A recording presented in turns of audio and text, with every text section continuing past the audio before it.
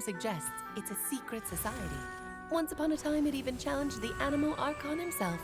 But he replied, "Let us make music, not war, and resolve our conflicts through song." From then on, the mages would only ever convene in the woods, in the skies, or on the edges of cliffs. At these tea parties, they discussed their stories and secrets and resolved their differences, as the tea and cakes bore witness to their pledge never to fight amongst themselves. Yesterday, I snuffed out the life of my beloved. He had grown old and was extremely sick.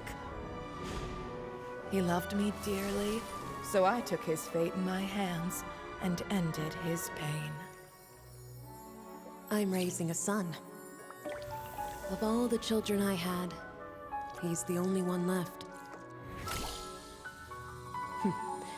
But I suppose that still makes me a mother.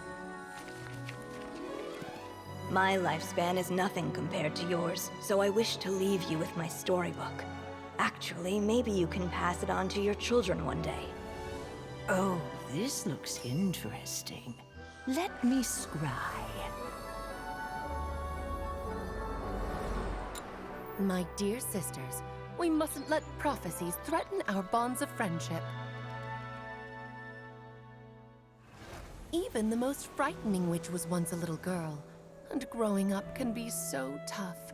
Sometimes we all need to vent our troubles to the wind.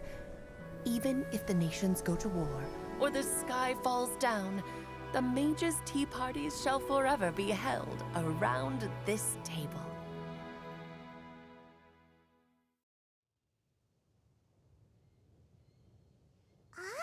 So this is where the legendary mages held their meetings.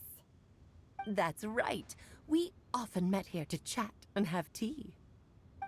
Then what about the part saying that if we light the lantern of utmost joy, we'd receive a supreme blessing? About that. I never expected anyone other than Jay to actually read the full contents of that prophecy. It's a little embarrassing. The truth is, that prophecy was actually just a letter that we sent to Jay as a group the day before her wedding. So it was indeed written by all of you. I must thank you for resisting the urge to immediately reveal the truth to everybody, Albedo.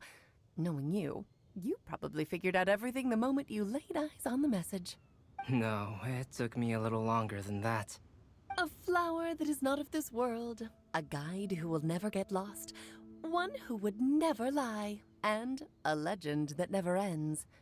These 4 descriptions signify 4 individual mages. When a member of the organization had to leave the group to spend the rest of her days with her beloved, the other mages would write down this prophecy and send it to her to invite her for a final get-together. A flower that is not of this world signifies, of course, flowers that do not naturally exist in this world. This is the signature of our full name, Rhine-daughter, also known as Gold. If there's anyone in this world who could create a flower species that does not yet exist, it would be her. The guide who will never get lost is N, otherwise known as Nicole. You may not have encountered her yet, but she is a truly extraordinary woman who has made this world's direction and order her subject of study. Some of you may be fortunate enough to have already heard her voice. Like a prophetess, she will only speak to guide people toward the truth when a change has occurred in the world. She has a tendency to suddenly speak in someone's mind without any warning.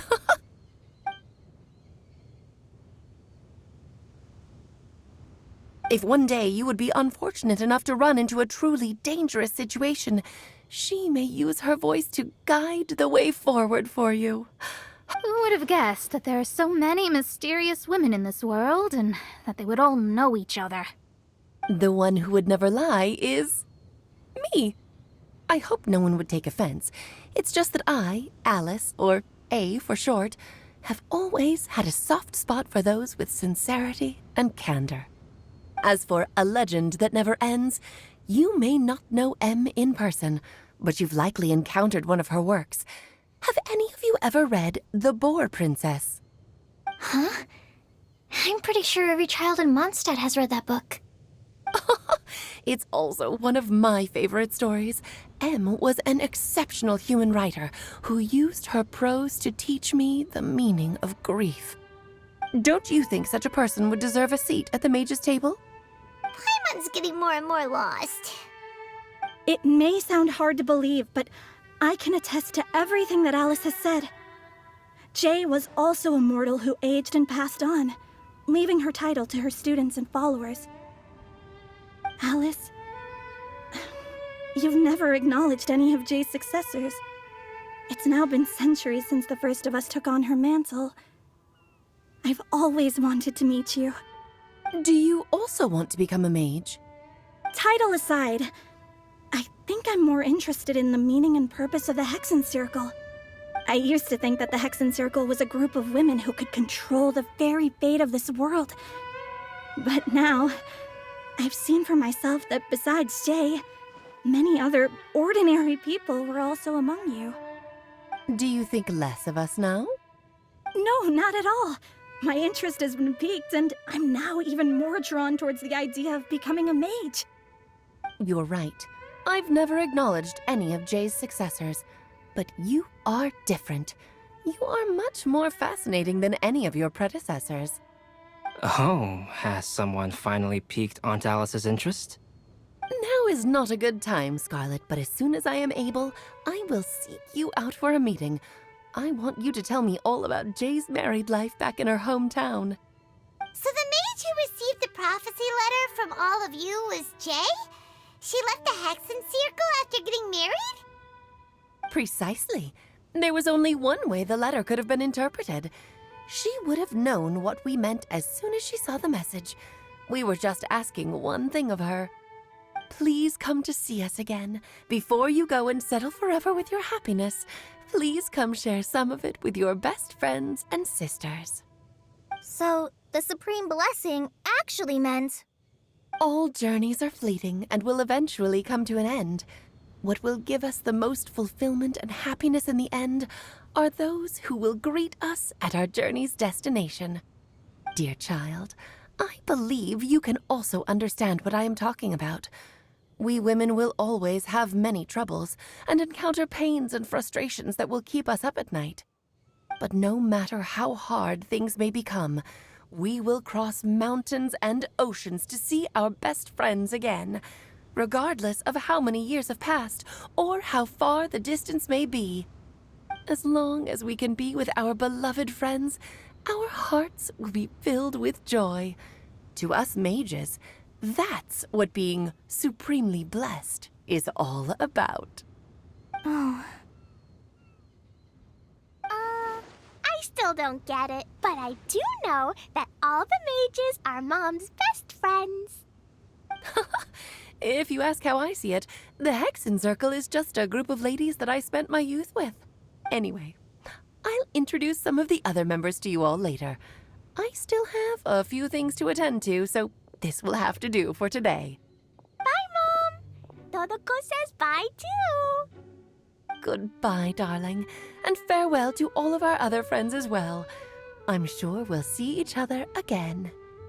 Oh, now that I think of it, isn't it getting close to that time of year? Yes, it's Windbloom again, Alice. It's also a special anniversary date. I'm sure you still remember. Yes, I do remember now. It was on this day many, many years ago that Jay tied the knot. Ah, just in time for the Festival of Love and Freedom. Everyone, please enjoy this year's Windbloom Festival to the fullest.